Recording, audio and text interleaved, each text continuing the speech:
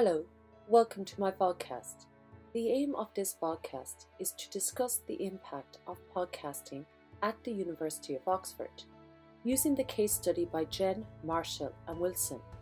Since 2005, individual departments at the university have been responsible for their podcasting. There was no coordinated effort to offer them from a single location. In 2008, the University of Oxford accepted Apple's invite to join iTunes U, an educational podcasting platform. The Oxford University Computing Services formed a team to develop and implement a new system called Oxy Items. This system allowed staff to add podcasts to a queue for the team to assess and establish agreements before releasing them to iTunes. The podcasting team has enabled contributors to create and share materials in open formats. They have developed open platforms for publication so that no one is excluded from accessing the podcasts. They have designed legal sign-offs to encourage the production of podcasts. In October 2008, the University of Oxford launched its iTunes U channel. The devolved model was causing problems with the podcasting team. The team was not in direct contact with the contributors. As a result, there were delays and miscommunications. The podcasts were hosted on different web servers. This made the recording of access data from different web servers impractical. However, the team has changed its policy so that in future all materials published through the university portals will be hosted centrally.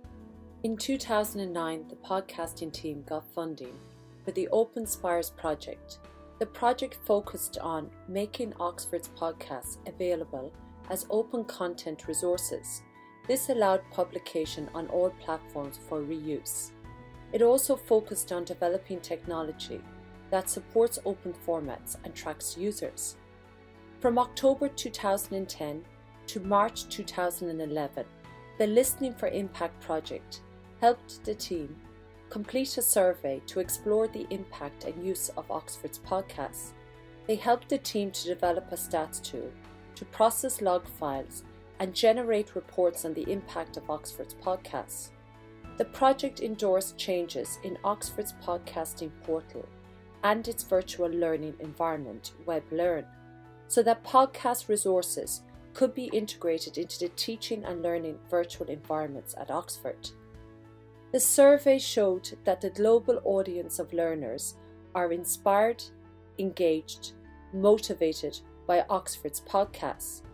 The survey showed that the podcasts are motivating distant learners, helping teachers in their professional development, giving people control over their learning. In October 2010, the team surveyed students and academics on the podcasting service at Oxford University.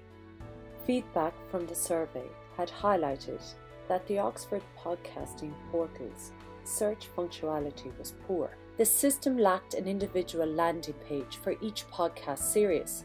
It was difficult to integrate podcasts into WebLearn, Oxford's virtual learning environment. In order to facilitate the integration of podcasting within WebLearn, the team decided to develop a new tool. The new podcast tool allows a user to browse and search for relevant podcasts. It also allows the podcast to be embedded into the WebLearn site and allows the user to play the podcast directly in WebLearn. The increasing global popularity of Oxford's podcast is attributed to Apple's marketing activities and engineering works. Apple has made the portal to the iTunes Store more accessible to the general web users. As a result of Apple's promotional activities, Oxford's podcasts experience high levels of interest and access.